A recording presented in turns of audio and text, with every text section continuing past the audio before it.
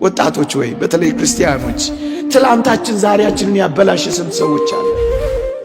አንድ ነገር ስለተሰበረብን ዘመናችንን ሆኖ የሰበርን ስንት ሰዎች ነን። አንድ ነገር ስላደናቀፈን ዘላለም ተኝተን እየኖርን ያለን ስንት ሰዎች ነን። አንድ ነገር ስላቃተን ብዙ ነገር እንዳቃተን አድርገን ራሳችንን የቀበርን ስንት ሰዎች ነን። ትላንታችን ተስፋ አስቆረጠን።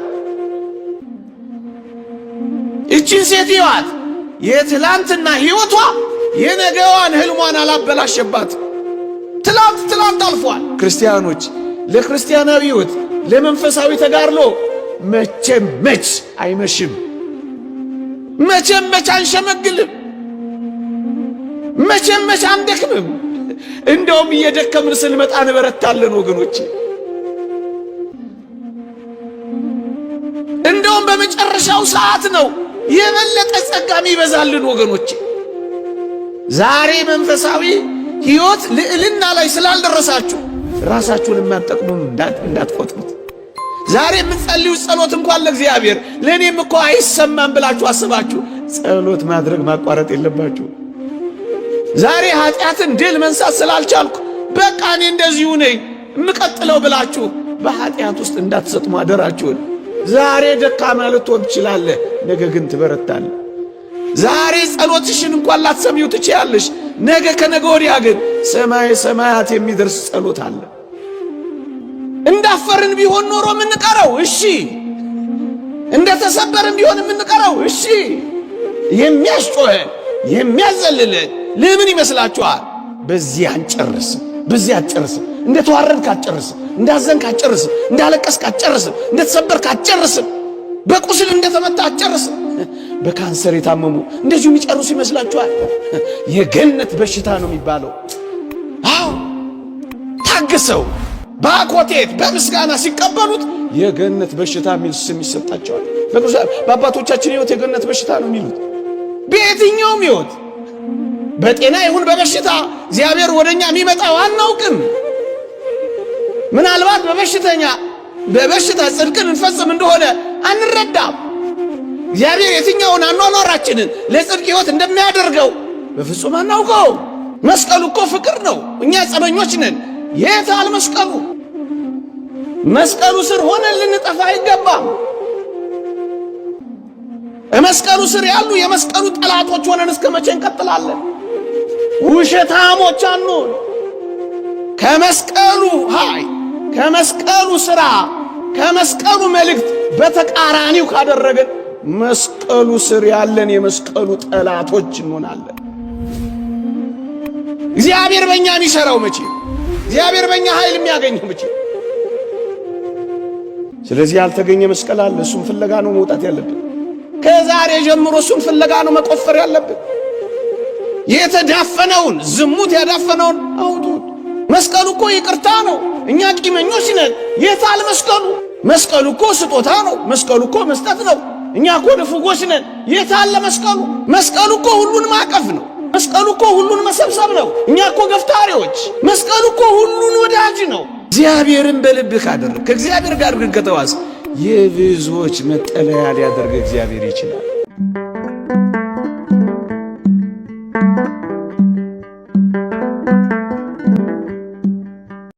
በስመ አብ ወወልድ ወመንፈስ ቅዱስ አሃዱ አምላክ አሜን። ክቡር አባታችን መልአከ ሰላም አምደ ወርቅ ደሴ የደብራችን አስተዳዳሪ፣ ክቡራን ሊቃውንተ ቤተ ክርስቲያን፣ መምህራነ ወንጌል፣ ዘማሪያን፣ የተወደዳችሁ ምእመናንና ምእመናት በልዑል እግዚአብሔር ስም እንደምን ሰነበታችሁ? እንደምን አላችሁ? አሜን። በቸርነቱ የጠበቀን በአጸደ መቅደሱ የሰበሰበን ልዑለ ባሕርይ አምላካችን እግዚአብሔር ይክበር ይመስገን። እግዚአብሔር ይክበር ይመስገን። እንደ እግዚአብሔር ቅዱስ ፈቃድ ለተወሰነች ደቂቃ እንማራለን። የምንማርበት የትምህርታችን ርዕስ ትጠቅማለህ በሚል ርዕስ ይሆናል። ዛሬ ያከበርነው በዓል የመስቀሉ በዓል። ክርስቲያኖች ሁላችንም እንደምናውቀው የክርስቶስ መስቀል አይጠቅምም የተባለ ነው። የክርስቶስ መስቀል በአይሁድ ዘንድ የተናቀ ነው። የክርስቶስ መስቀል በአጋንንት ዘንድ የተጠላ ነው። በዚህም ምክንያት እንደማይጠቅም ተቆጥሮ ቆሻሻ መድፊያ ሆኖ ለ300 ዘመናት የቆየ ነው። አዎ በእርግጥ ዓለም አይጠቅምም ብሎ የጣለው ነው። አይጠቅምም ብሎ የወረወረው ነው። አይጠቅምም ብሎ የተወው ነው። አይጠቅምም ብሎ የነቀፈው ነው። ለ300 ዘመናት ጠቃሚ እንዳልሆነ እንዲረጋገጥ በአይሁድ አካባቢ ያሉ ቆሻሻ መጣያዎች ሁሉ ተትተው ለ300 ዘመናት የቆሻሻ መድፊያ ሆኖ ነው የሰነበተው።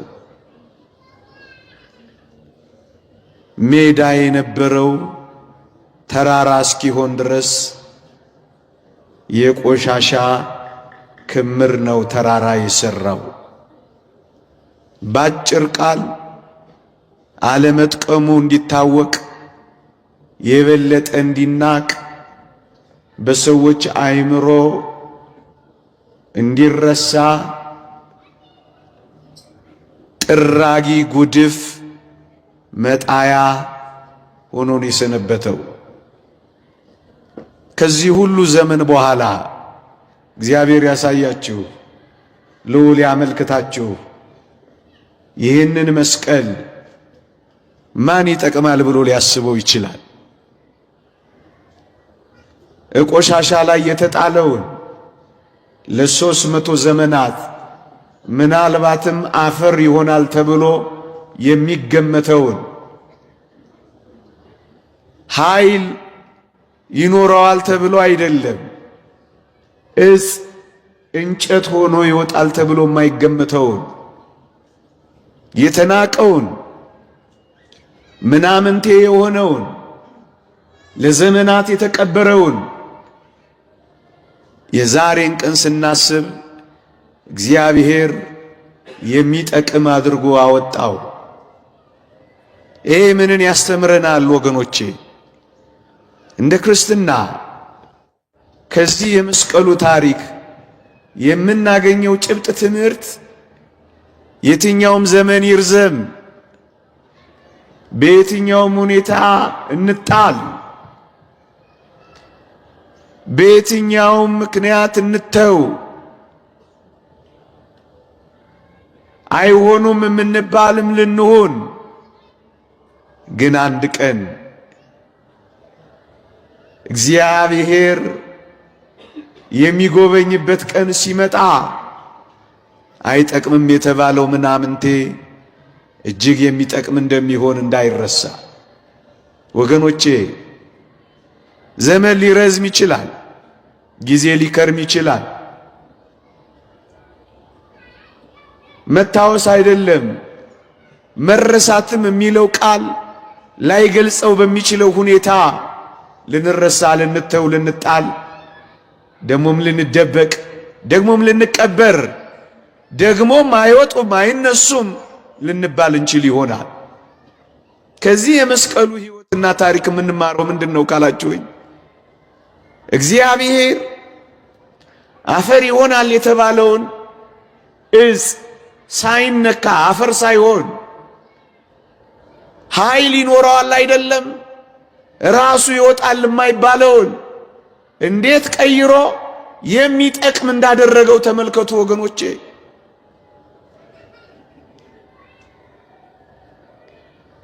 ምንኛ ይሄ ተስፋ ሰጪ ነው። ብዙ ዘመናት የማንጠቅም አድርገን ራሳችንን ቆጥረን ይሆናል። ከዚህ በኋላሞ ምን እጠቅማለሁ?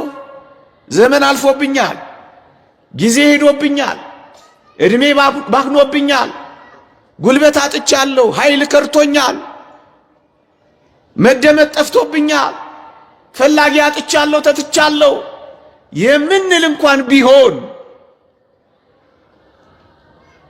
እግዚአብሔር የሚያቅተው ዘመን፣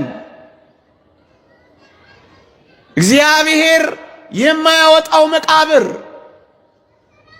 እግዚአብሔር የማይሰጠው ኃይል፣ እግዚአብሔር ሲመጣ የማይለውጠው ሕይወት እንደሌለ ማሳያ ነው። ይህ እንዴት ያጽናናል ወገኖቼ! ስንትም ዘመን ተቀብራችሁ ሊሆን ይችላል።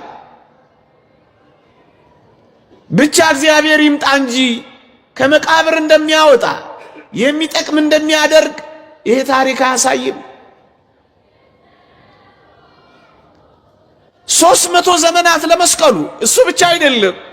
የጉድፍ መጣያ መሆኑ እሱ ብቻ አይደለም። በብዙ ጠላቶች መካከል ተከቦ የሚረሳ መደረጉ ምናልባት ተስፋ አስቆራጭ ሊሆን ይችላል። ግን በእርግጠኝነት ይህ መስቀል በውርደት ተቀብሮ በኃይል መነሳቱ እንዳልቀረ አይተናል። የተጣለው ተገኝቷል፣ የተቀበረው ወጥቷል፣ የተተወው ተፈልጓል፣ የተናቀው ከብሯል። ስራ አይሰራም የተባለው አስደናቂ ስራ የሚሰራው ሆኖ ወጥቷል። ከእንግዲህ አበቃልኝ የምትሉ እድሜ ሄዶብኛል፣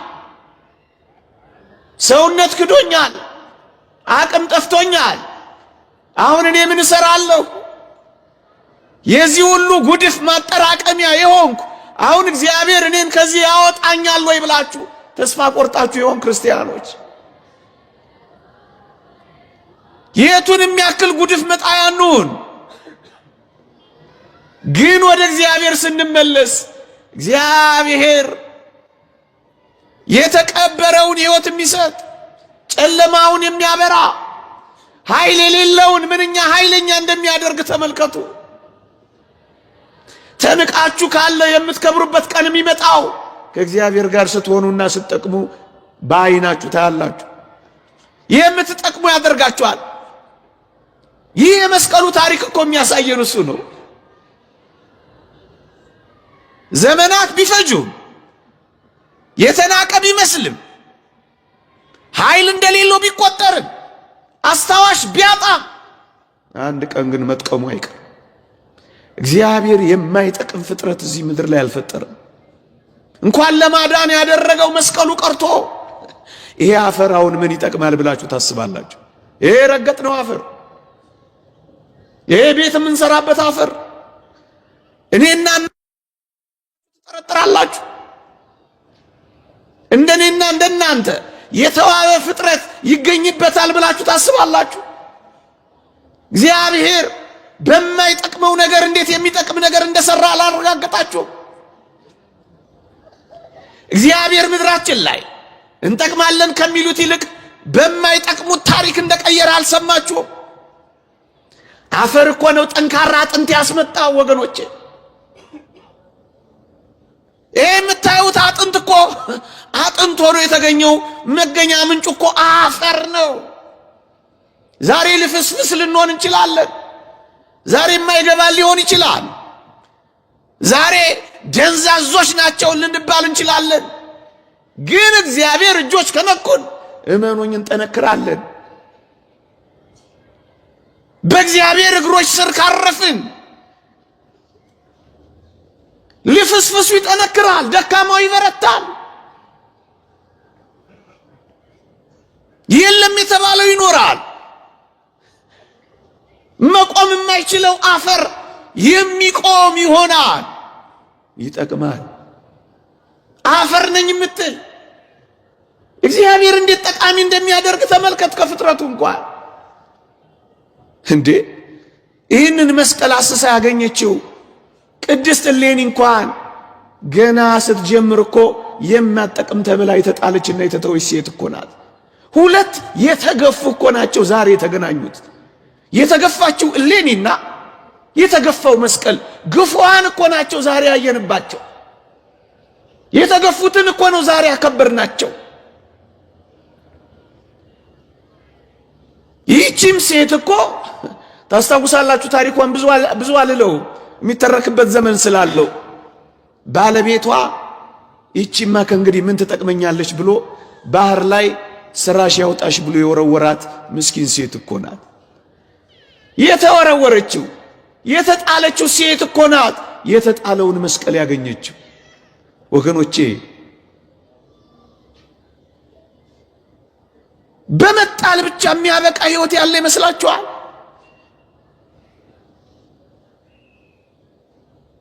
በመተው ብቻ የሚቀር ፍጻሜ ያለ ይመስላችኋል? ስራሽ ያውጣሽ ብሎ ወረወራት። እቺ የተወረወረች ሴት ናት የተወረወረውን መስቀል የታቀፈችው። እቺ የተናቀችው ሴት ናት የተናቀውን ያከበረችው። እቺ የተተወች ሴት ናት የተተወውን የፈለገችው።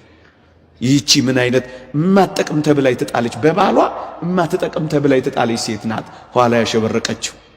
እውነት እንነጋገር ከተባለ እግዚአብሔር ጋር መጥቶ የማይጠቅም ምንም ነገር የለም። እቺን ሴት ይዋት አስደናቂ ጠቃሚ ሴት ሆነች። አስደናቂ ጠቃሚ ሴት ሆነች።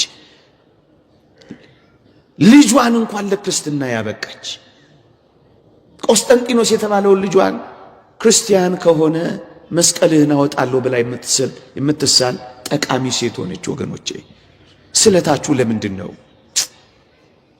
እንቁረብ የሚል ስለት ይኖራችሁ ይሆን?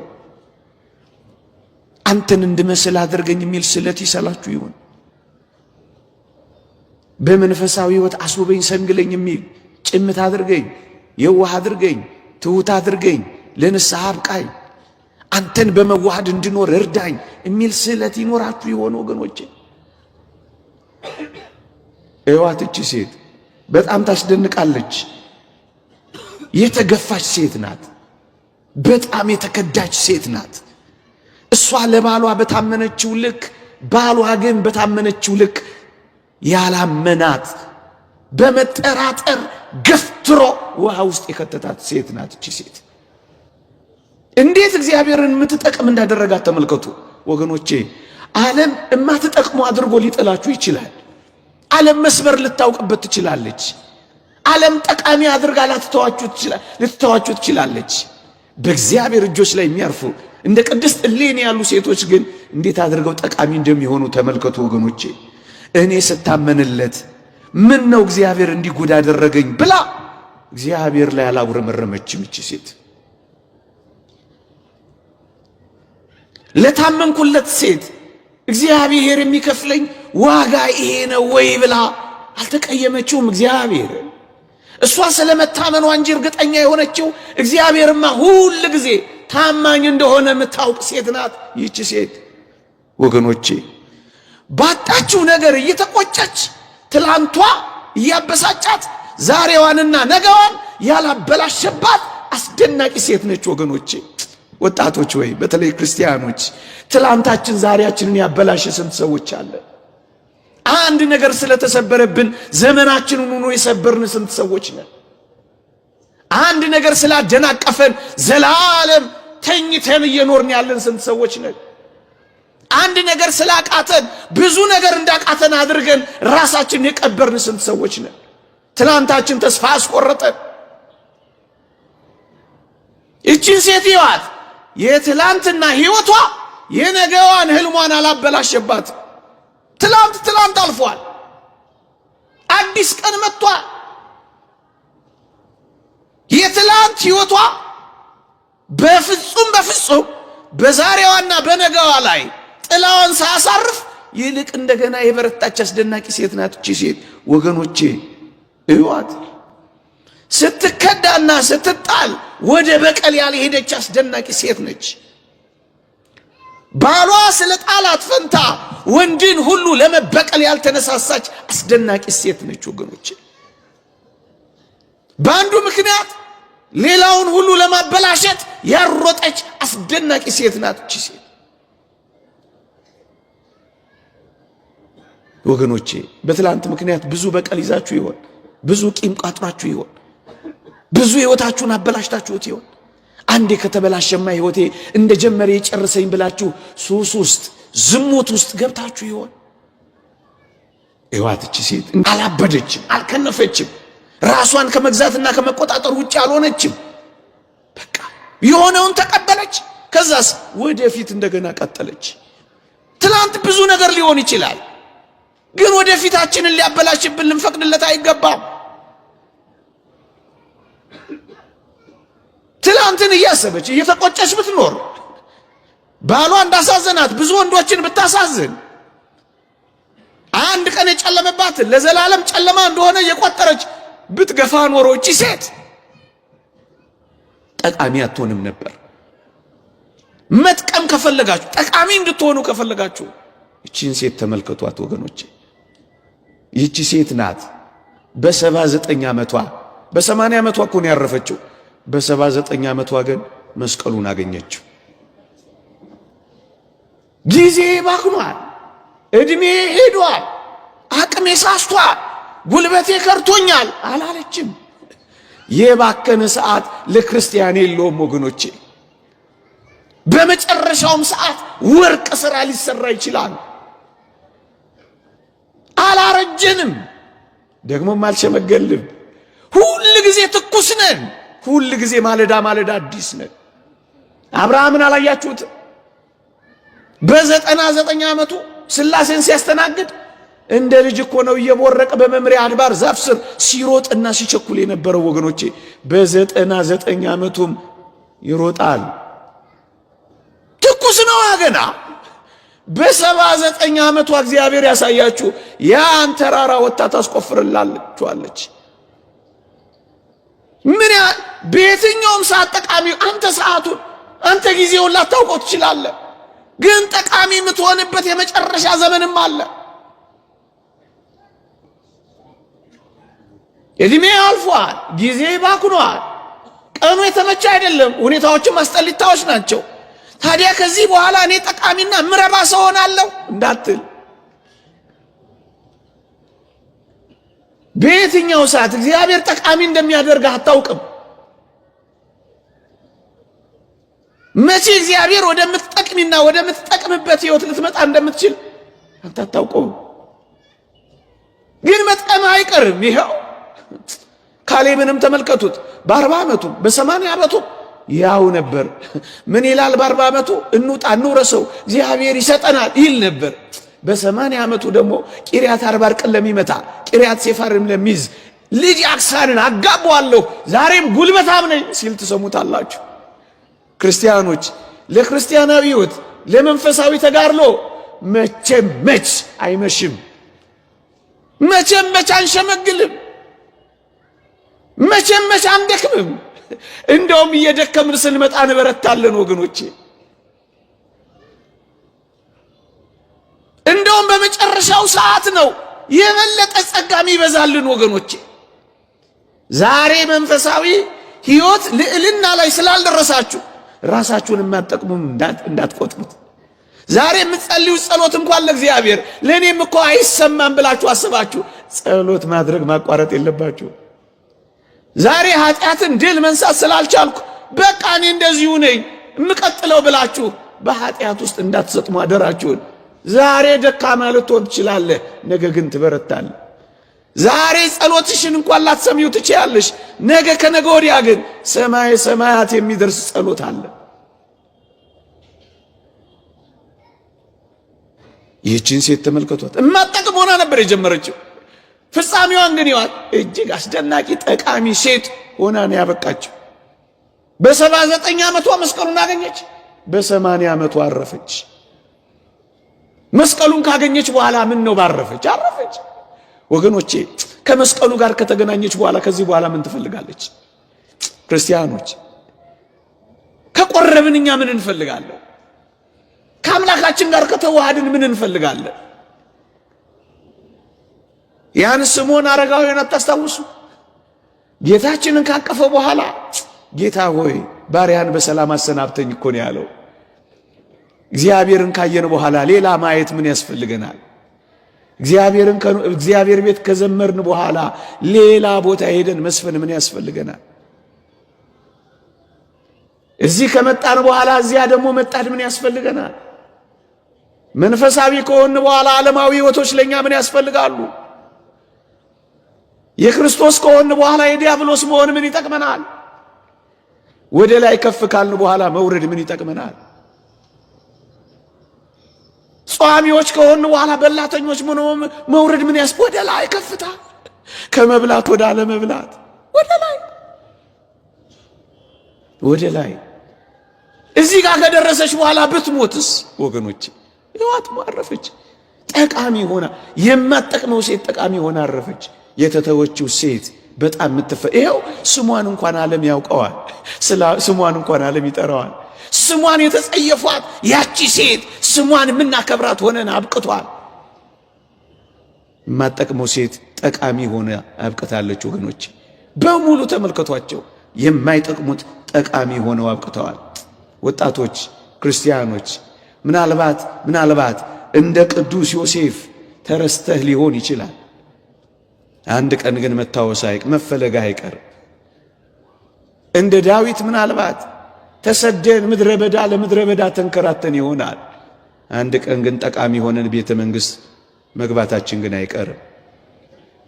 ምናልባት እንደ ቅዱስ ጳውሎስ ተጠርጥረን ሊሆን ይችላል። አሁን ቅዱስ ጳውሎስን ማን ይጠቅማል ብሎ አስቦታል ወገኖቼ? የአይሁድ ቀናተኛ እጅግ ፈሪሳዊ። አሁን ይሄ ሰው ጠቃሚ ነው ተብሎ ይታሰብ ይሆን? በፍጹም ማን ያስበዋል? ይሄ ሰው ነው ግን ከለዋሪቆን እስከ ደማስቆ ለወንጌል መንከራተት የጀመረው። ይሄ ሰው ነው ግን ለቤተ ክርስቲያን ዋጋ የከፈለው። የማይጠቅመውን እንዴት የሚጠቅም አድርጎ እንደቀየረው እግዚአብሔር ተመልከቱ። ዛሬ ለዓለም ሯጮች ልትሆኑ ትችላላችሁ። ነገ ለእግዚአብሔር መንግሥት ትሰራላችሁ። ዛሬ ባላችሁ ደካማ ሕይወት አደራችሁን ተስፋ እንዳትቆርጡ። እዩት ይህን ታላቅ ሰው፣ እጅግ የተናቀ እጅግ የተተወ። ቤተ ክርስቲያን ቅዱሳን ሐዋርያት እንኳን ለመቀበል የተጠራጠሩት ሰው ነበር ቅዱስ ጳውሎስ። በርናባስ የሚባል ታላቅ የእግዚአብሔር ሰው ነው ቀስ ብሎ ወደ ቤተ ክርስቲያን ያስጠጋው። ዛሬ በር የተዘጋባችሁ፣ ዛሬ በጥርጣሬ የሚመለከቷችሁ፣ ዛሬ ሐሜትና ስድብ የሚወርድባችሁ፣ ዛሬ ፈላጊ የሌላችሁ፣ ዛሬ ጠሪ የሌላችሁ፣ ዛሬ አክባሪ የሌላችሁ፣ ዛሬ ስማችን አልተነሳም የምትሉ፣ ዛሬ በተለያየ ነገር ምናልባት በሰው ተርታ ያልታሰባችሁ ልትሆኑ ትችላላችሁ። ይህንን ሰው ግን ተመልከቱት፣ እንዴት ጠቃሚ ሆኖ እንደጨረሰ ግን እዩት። እንደሱ ነው የሚሆነው ወገኖቼ። መስቀሉ ብቻ አይደለም፣ መስቀሉን ያስገኘችው እሌኒ ብቻ አይደለም። በመስቀሉ ዙሪያ የሚሰበሰቡትን ሁሉ ተመልከቱ። ጠቃሚ አይመስሉም። አሁን ቅዱሳን ሐዋርያትንም ተመልከቷቸው። አንዳንዶቹ አሳጥማጆች ናቸው፣ አንዳንዶቹ ቀራጮች ናቸው። አሁን እነዚህ ምን ይጠቅማሉ ተብሎ ይታሰባል? አያችሁ፣ ጠቃሚ በማይመስለው ነገር ነው ክርስቶስ ይህንን ዓለም የቀየረው ወገኖቼ። በኃይለኞች ላይ ተጨምሮ ኃይለኛ የሆነ ይመስላችኋል እግዚአብሔር? በተናጋሪዎች ላይ ተጨምሮ እግዚአብሔር ዓለምን ያሳመነ ይመስላችኋል? እግዚአብሔር በሶፊስቶች አፍ ላይ አድሮ ተናግሮ ዓለምን ያሳመነ ይመስላችኋል? የንግግር አዋቂ የሆኑ ሶፊስቶችን ያሳፈረው ንግግር በማያውቁ ኮልታፎች ሐዋርያት መሆኑን ረሳችሁት? የዓለምን ሞኝ ነገር የዓለምን ጥበብ ለማሳፈር መረጠው። የዓለምን ብርቱ ነገር ለማሳፈር እግዚአብሔር የዓለምን ደካማ ነገር ነው ሥራ የሰራበት። እግዚአብሔር በእኔ እንዲሰራ እፈልጋለሁ ካልክ በእግዚአብሔር ፊት ደካማውን እዩዋቸው ሐዋርያት 12 ሐዋርያት ናቸው ዓለምን ይቀየሯል። እግዚአብሔር በጥበበኞች ላይ አድሮ አይደለም ጥበብን የሰራው በእንም በማያውቁ እዚህ ግቡ በማይባሉ ሰዎች ነው ዓለምን የቀየራት ወገኖቼ። ሐዋርያታው ምን ይጠቅማሉ? አሁን አሳ አጥማጆች እዚህ ግቡ ማይባሉ ፈላጊ የሌላቸው እነሱን ነው ክርስቶስ ሰራተኞች ያደረጋቸው። ዛሬ በየትኛውም አይነት ህይወትና ማይረግ ልትኖር ትችላለህ። ወደ እግዚአብሔር ግን ከቀረብክ እንዴት ጠቃሚ አድርጎ እንደሚቀይር ተመልከቱ። እንዴ ያችን የሰናፍጭን ቅንጣት እስኪ ተመልከቷል። በወንጌል ላይ የተጻፈችውን ከዘር ሁሉ እኮ የምታንስናት ወገኖቼ። በአይን እኮ ለማየት የምታሳሳ እዚህ ግቢ ማትባል እኮ ዘር ናት። ታዲያ ሰናፍጭ እጅግ ትጠቅማለች ብሎ ማን ያስባል? ካልተቀበረች ዛፍ ስለማትሆን ስትቀበር ግን ታላቅ ዛፍ ሆና ብዙዎችን አስጠለለች እኮ ወገኖቼ። ዛሬ ከሁሉም ያነስክ ልትሆን ትችላለህ። እግዚአብሔርን በልብህ አደረግ። ከእግዚአብሔር ጋር ግን ከተዋስ የብዙዎች መጠለያ ሊያደርግ እግዚአብሔር ይችላል። ከዘር ሁሉ የምታንስናት ፍጻሜዋስ ከዛፎች ሁሉ የምትበልጥ ሆነ ወገኖቼ። አሁን ማን ትጠቅማለች ብሎ ያስባል ሰናፍጭ? ግን ተመልከቱ እንዴት ጠቃሚ ሆና እንዳበቃች ተመልከቱ። ለዚህ ነው እኮ ብዙዎቹን ቅዱሳን ሐዋርያትን እዩዋቸው፣ ብዙዎችን የሚያስጠልሉ ሆኑ። ጥቂት ሆነው ጀምረው ብዙ ሆነው ፈጸሙ።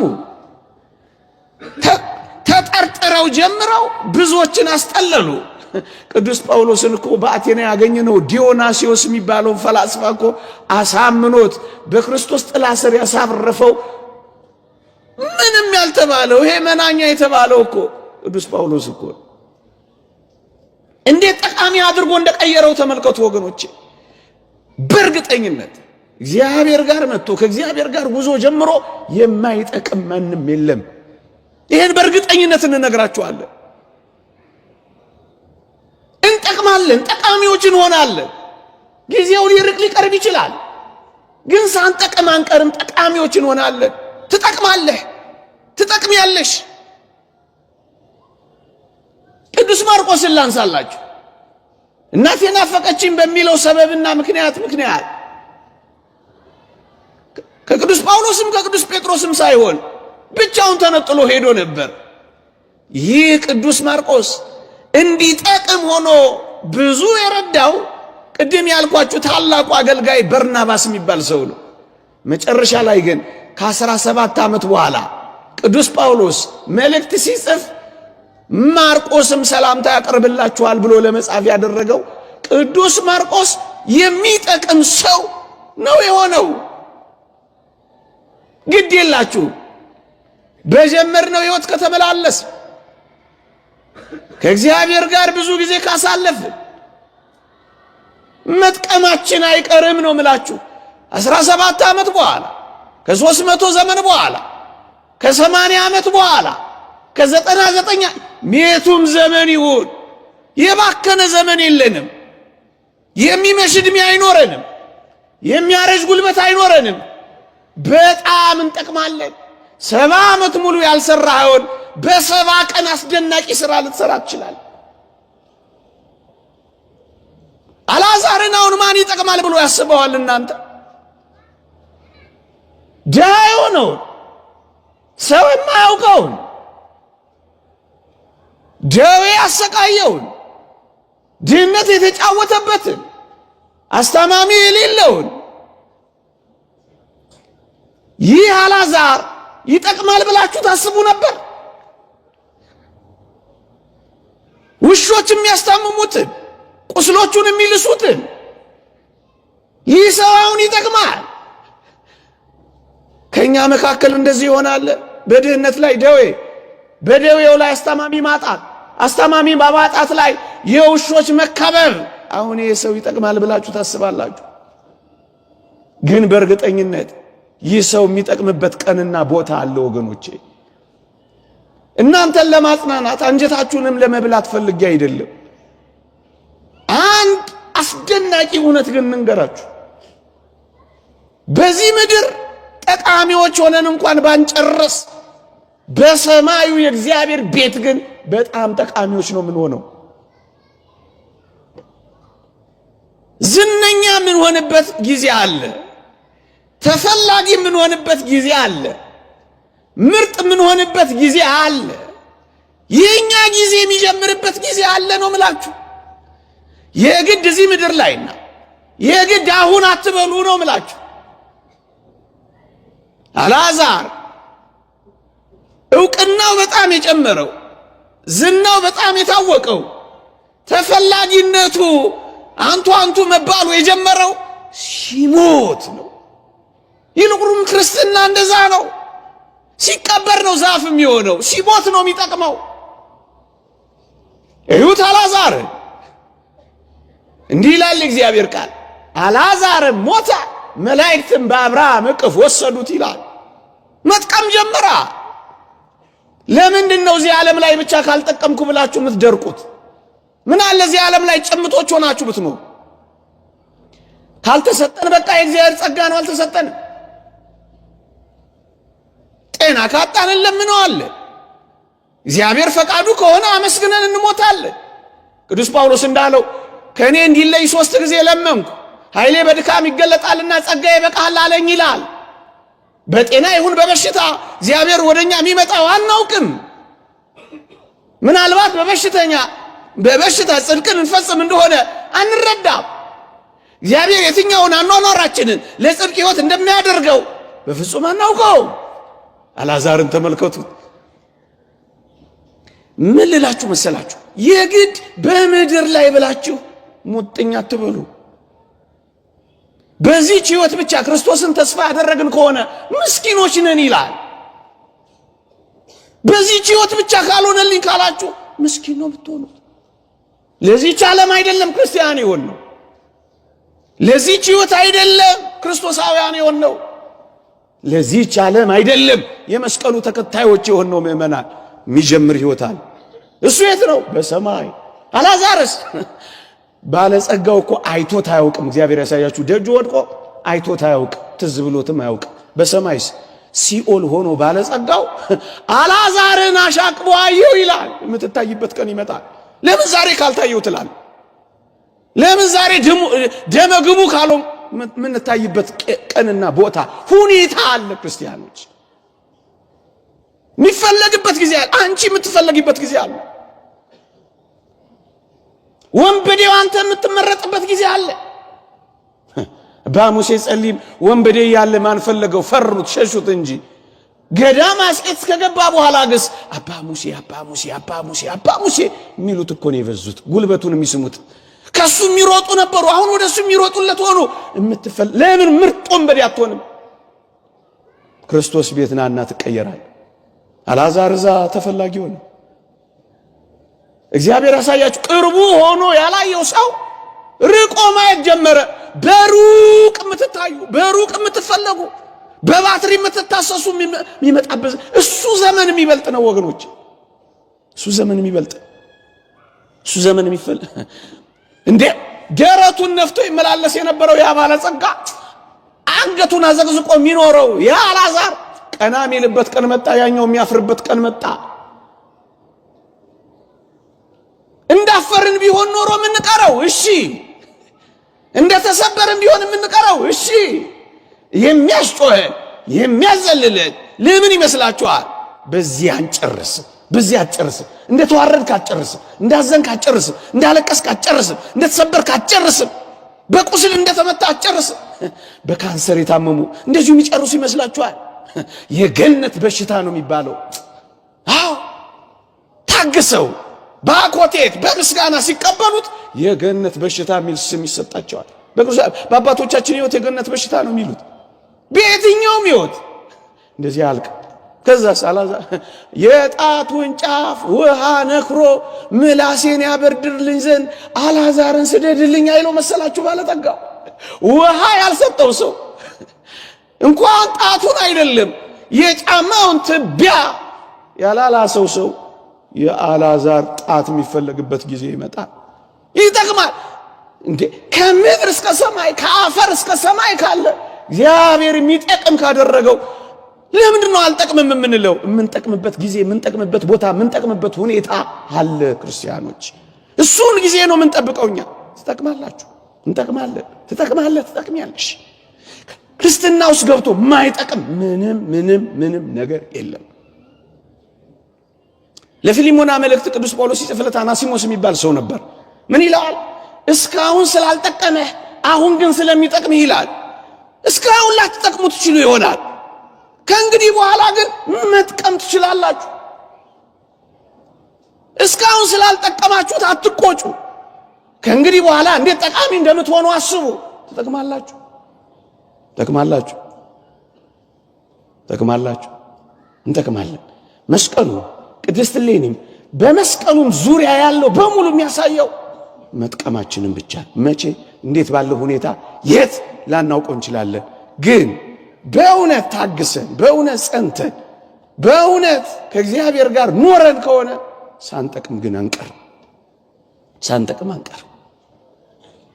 አንድ ሁለት ሶስት ነገሮችን ተናግሬ ላብቃ፣ ሰዓት ሄዶብኛል። የተወደዳችሁ ኦርቶዶክሳውያን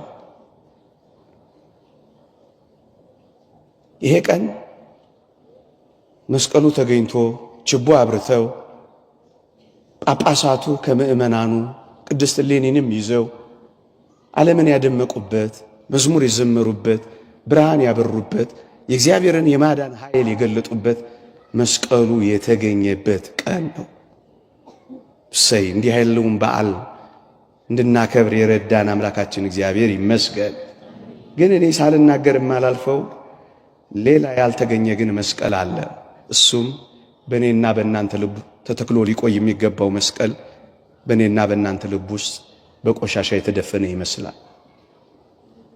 የእኔና የእናንተ በልባችን የተተከለ መስቀል አለ ወይስ ጠፍቷል? እሱን ማሰብና መነጋገር ይገባል። ክርስቲያኖች ታስታውሳላችሁ፣ ቅዱስ ጳውሎስ ለዕብራውያን ሰዎች እንደተናገረው እነርሱን በንስሐ ማደስ የማይቻል ነው፣ በኃጢአታቸው ምክንያት የእግዚአብሔርን ልጅ ይሰቅሉታል ያወርዱታልም ይላል። እስኪ የምር እንነጋገር። የመስቀሉ ተከታዮች እኛ፣ የመስቀሉን በዓል አክባሪዎች እኛ ወገኖቼ፣ የኔና የናንተ ስቅላት አለ የለም? አዎ። እስኪ የምር እንጠያየቅ። ክርስቶስን የሚሰቅሉ አንደበቶች አሉ? በክርስቶስ ላይ ንቅሳት የሚያመጡ የጀርባ ሰንበር የሚልጡ ጅራፎች የሉንም እኛ? የክርስቶስ ሰቃዮች ነን፣ አክባሪዎች ነን። የእውነት እንነጋገር። አንዳንዴ መስቀሉ ተገኘ እያል እየዘመር የጠፋን እኮ እኛ እንኖራለን። እውነት ነው፣ መስቀሉ ተገኝቷል። እኛ ተገኝተናል ወይ? እውነት ነው፣ መስቀሉ ተገኝቷል። ደመራ ደምረናል፣ እሳትም ለኩሰናል፣ ችቦም አብርተናል። እውነት እንነጋገር ከተባለ እኛስ ልባችን በክርስቶስ ፍቅርና መስቀል በርቷል? ደመራው ስር ጠፍተናል ወይ? እሳቱ ስር ተቃጥለናል ወይ? በልባችን ውስጥ የተቀበረ መስቀል የለም ወይ? አሁን የእሌኒ ያለ ካላችሁ በእኔና በእናንተ ልብ ውስጥ በኃጢአት ምክንያት ተራራ ያከለ ኃይል እያለው ኃይል እንደሌለው ሆነ እኮ። የምር እንነጋገር ከተባለ አሁን እኔና እናንተ እንደዚህ ነበር ልንኖር የሚገባው? የልጅነት ጸጋችን እንዳለ ነው። መደመጥና ግርማችን አለ። መታፈርና መከበራችን አለ። ተክላችሁ ይለመልምላችኋል፣ ተናግራችሁ ትሰማላችሁ፣ የነካችሁት ይፈወሳል። እንደ እግዚአብሔር ልጅነታችን፣ እንደ እግዚአብሔር አገልጋይነታችን በቀድሞ አባቶቻችን እንደነበረው ሕይወትና ኃይል አለን ወይ? የተቀበረ ምንም ነገር የለም። በዋህነት የተተከለው የእግዚአብሔር ቃል በልባችን አለ፣ ይነዳል። ምንም አልቀበርንም።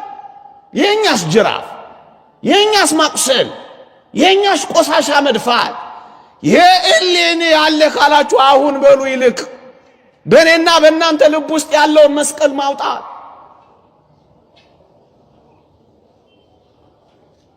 ይታል መስቀሉ። መስቀሉ እኮ ፍቅር ነው። እኛ ጸበኞች ነን። የታል መስቀሉ?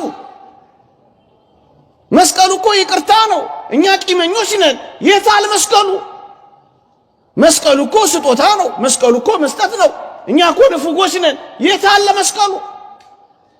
መስቀሉ እኮ ሁሉን ማቀፍ ነው። መስቀሉ እኮ ሁሉን መሰብሰብ ነው። እኛ እኮ ገፍታሪዎች። መስቀሉ እኮ ሁሉን ወዳጅ ነው።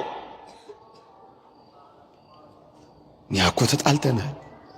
አሁን የመስቀሉ ኃይልና የመስቀሉ ተከታዮች ነን እኛ። የተጣላችሁት የለም፣ ያኮረፋችሁት የለም፣ አልጋ የለያችሁት የለም፣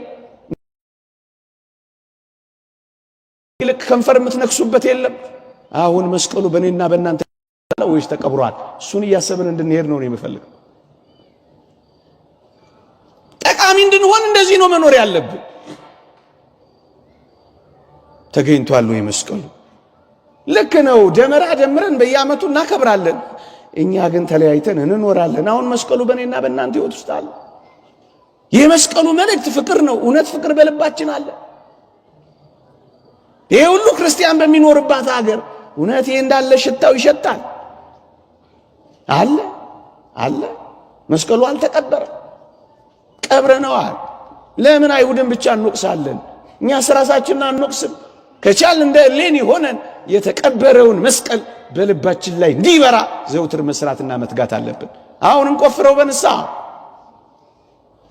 አሁን እናውጣው በይቅርታ፣ አዎ ኃይላችን ይገለጥ፣ ረድኤታችን ይታወቅ፣ የክርስትና ማዕረጋችን ይመለስ፣ የኦርቶዶክሳዊነት ክብራችን ይግነን። እናውጣው። ተደብቆ እኮ ነው መክስሚያኖስን ደሞም ዱዲያኖስን በመስቀሉ ኃይል አይደል ድል ያደረገው ቆስጠንጢኖስ። በዚህ ምልክት ድል ታደርገዋለህ እኮ ነው የተባለው። ይህ በዓለም ታሪክ የታወቀ ነው እኮ። ከመስቀሉ በፊት መሸነፍ ነበር፣ ከመስቀሉ በኋላ ግን ድል አደረገ። የድል አርማ፣ የነጻነት አርማ ሆነ። የቀበርነው ክርስትናችን ብናወጣው፣ የተዳፈነው የልጅነት ጸጋችን ብናገኘው፣ እንዴት ያለ ድል ባደረግን ክርስቲያኖች። የማማተብ ኃይላችንን እንኳን ሰይጣን አይችለውም ነበር። አባ ጊዮርጊስ እንዳለው የመስቀል ማማተብ ሰይጣንን ይመራዋል እንዳለው አንድ ጊዜ ስናማተብ ሺህ ይወድቅ ነበር። ከሁሉ በላይ ኃያል የሆነውን መስቀል ይዘን ግን ይኸው አኗኗራችን ለምን ቀብረነዋል፣ ደብቀነዋል፣ የኃጢአት መናኸሪያ አድርገነዋል። እንግዲህ ሐሳቡን ለውጥ ያስፈልገናል። እናውጣው። የመስቀሉን መውጣትና መገኘት በዓል እኛ እያጠፋን ማክበር አይገባንም። መስቀሉ ስር ሆነን ልንጠፋ አይገባም። መስቀሉ ስር ያሉ የመስቀሉ ጠላቶች ሆነን እስከ መቼ እንቀጥላለን? ውሸታሞች አንሁን። ከመስቀሉ ኃይል፣ ከመስቀሉ ሥራ፣ ከመስቀሉ መልእክት በተቃራኒው ካደረገን መስቀሉ ስር ያለን የመስቀሉ ጠላቶች እንሆናለን። እግዚአብሔር በእኛ የሚሰራው መቼ ነው? እግዚአብሔር በእኛ ኃይል የሚያገኘው መቼ ነው? ስለዚህ ያልተገኘ መስቀል አለ። እሱን ፍለጋ ነው መውጣት ያለብን። ከዛሬ ጀምሮ እሱን ፍለጋ ነው መቆፈር ያለብን። የተዳፈነውን ዝሙት ያዳፈነውን አውጡት። ምንድነው የዳፈነው? እስኪ ፈልጉት። ያበራል። ፈልጉት። እንፈልገው አንድ ላይ ከእኔም ከእናንተም ጭምር ፍለጋ መውጣት አለብን። መቼ ነው ፍለጋ የምንወጣው? መስቀሉን ፍለጋ የምንወጣው መቼ ነው? የተደበቀውን፣ የተተወውን፣ የተረሳውን፣ ጠቃሚ የሆነውን ግን ኃይል እንደሌለን አድርጎ እንዲሰማን የሚያደርገውን ይህንን ፍለጋ ግን መውጣት መቻል አለብን። እንጠቅማለን። ትጠቅማላችሁ።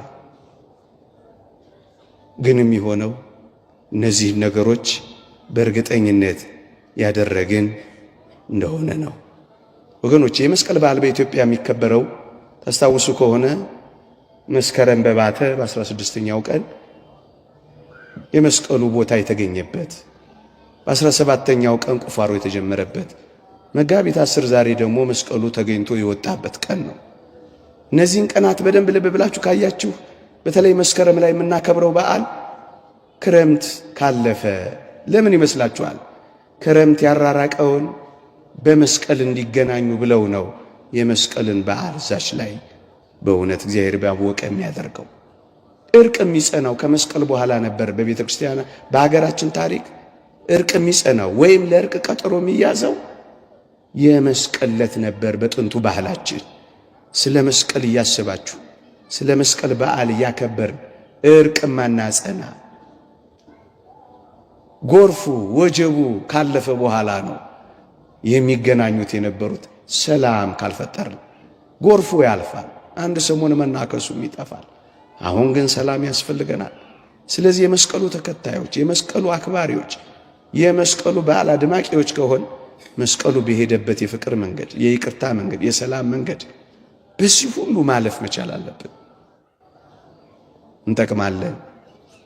ይቆየን። የእግዚአብሔር ቸርነት፣ የእመቤታችን አማላጅነት፣ የቅዱሳን በረከት ረድኤት አይለየን። አሜን።